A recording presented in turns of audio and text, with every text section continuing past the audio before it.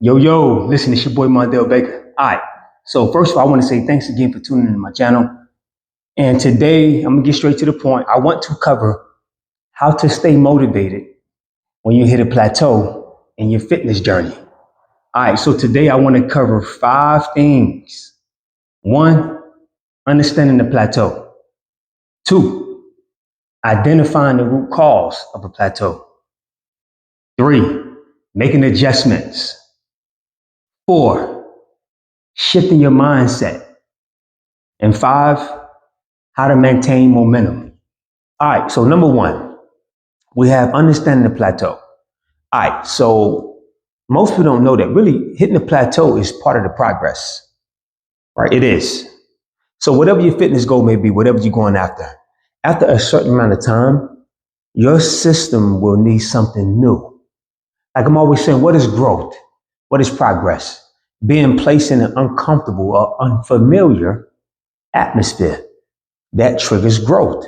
Well, you have to realize after about 6 to 8 weeks of a certain training program, that system to your body is no longer unfamiliar. It's now become familiar, right? And it's your job to make it unfamiliar again. And believe it or not, it's not really as complex and hard as what people really think it is. You can switch up a couple things, right? So adaptation is one. And people are like, man, Mondale, what's going on? I'm hitting the plateau. No, it's just your body has adapted to that system. And then you have another thing called hormonal changes, right? And these two main hormonal changes, a lot of people are not familiar with, right? One is called leptin. Leptin is when your appetite is satisfied, the way you're feeling full. That's the hormone called leptin. And then you have ghrelin. Ghrelin is a lot of time when your appetite increases and you start to feel hungry. That's right before you eat. Now, those two hormones, if you're not careful, it can either make the best of you or the worst, right? And most people allow those two hormones that actually allow them to go back, totally forget their goal, or just give up, right? And what we want to do is we want to find a different way to approach. Right. So you got ghrelin and then you got leptin. Now, eventually, let's not forget the body does not want to burn calories. Let me repeat this. Our bodies naturally does not want to burn calories. Your body want to take in every calorie and hold it that you take in just in case a famine come one day and it reserve itself. Your body don't care about your goals or your fitness goal. All your body care about doing is surviving. So your body's always in survival mode, especially when you taking in less calories, right? So by doing that, another hormone is stress hormone called cortisol. That's a stress hormone, and that's more fat storage. So a lot of time, your body will find a way to burn less calories and try to hold on to more calories. And some people that's coming to me say, Mondale, I'm still hitting, but I'm not dropping weight. I'm not dropping fat percentage, and I'm not seeing any changes. That means that you have now taken your body to the limit, and it's now kind of fighting back a little bit because it's more focused on survival rather than your goal. And that's when that mind over matter, has to kick in, right? It has to kick in. So you don't, cause any kind of damage or hormonal imbalance to your body. I will always recommend that you just switch it up a little bit. Really, just switch it up. So I'm gonna give you a prime example of myself. I was going for a chest goal, right? And I was going for a certain amount of push-ups, a certain amount of benching, supersetting. Well, after about 8 weeks, it's like I wasn't motivated. My body didn't want to push no more. And then I was taking in less calories because I now understood fat percentage dropping in fat and maintaining muscle or even picking up muscle. So it got to the point where, my body didn't really want to push no more. So what I did was, let's not forget, it's all about a positive manipulation, right? So instead of doing chest, my bench, and my push-ups at the same time, I just took one out. So for the next 4 to 6 weeks, instead of doing bench and push-ups, I just focus on negative push-ups, explosive power, superset and burnouts for the whole chest. And then that next week, I didn't do push-ups. You know what I did? Benching. So even though I did chest one workout, and the next week I did my bench, instead of doing chest and bench on the same workout, I was still hitting my goal. And a lot of times it's not really about what you're doing is how you do it. This change your approach, right? So I didn't lose my push-up game and I didn't lose my bench game because I just did 1 week and did the other the next week. So sometimes you just got to switch it up. Let's not forget, it's all about a positive manipulation on your central nervous system. And believe it or not, you'll be amazed on the results that you get from that. All right, number 2, identifying the root cause. All right, so I like to ask my clients a lot of times when they hit a plateau or whatnot. Listen, you have to always go back to square one. What's the main couple things in order to see gains in the gym? Working out and nutrition.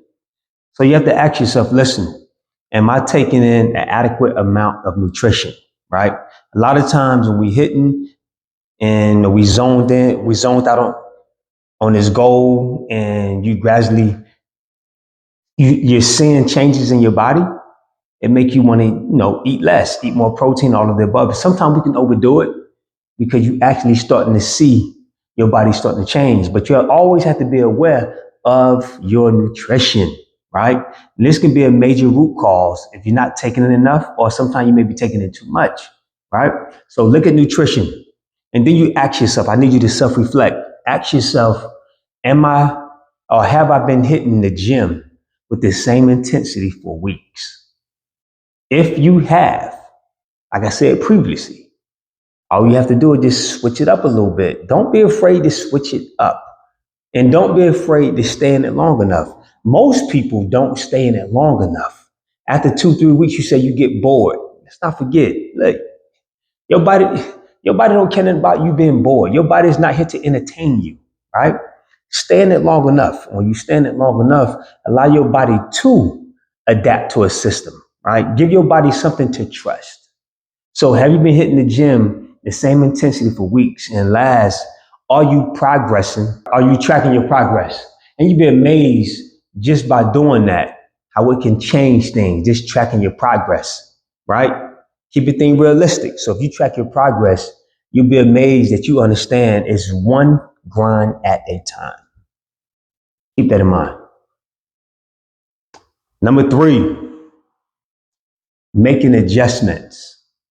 Now, I'm always telling people that adjustments are very important. Adaptation, right?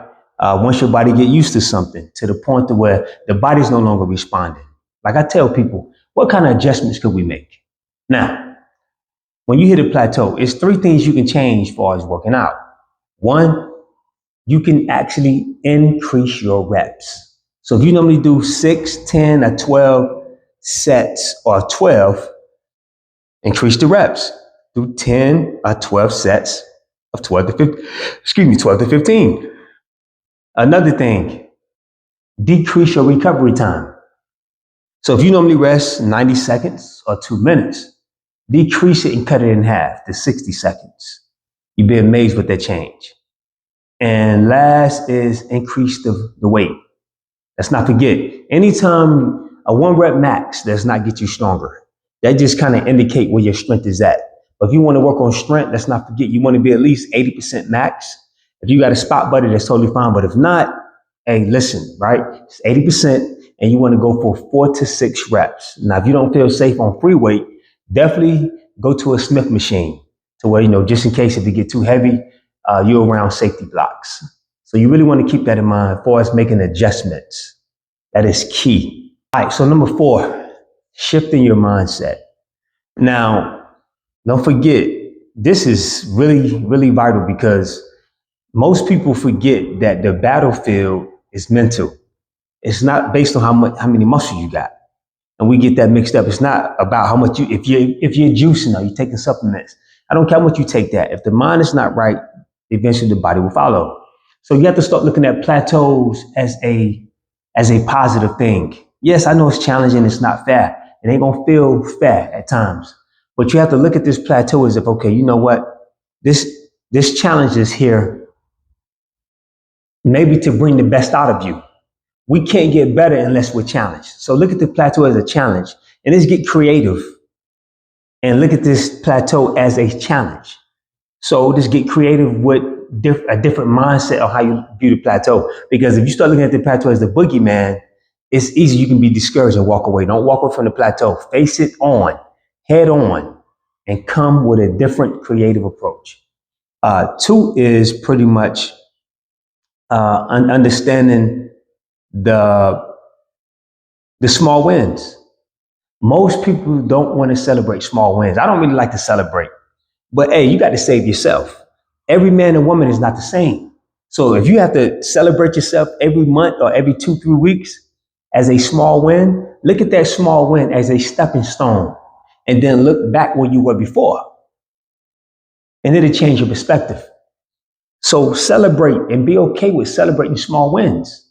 You have to be okay with that, right? It's one grind and win at a time. And another thing is consistency is key.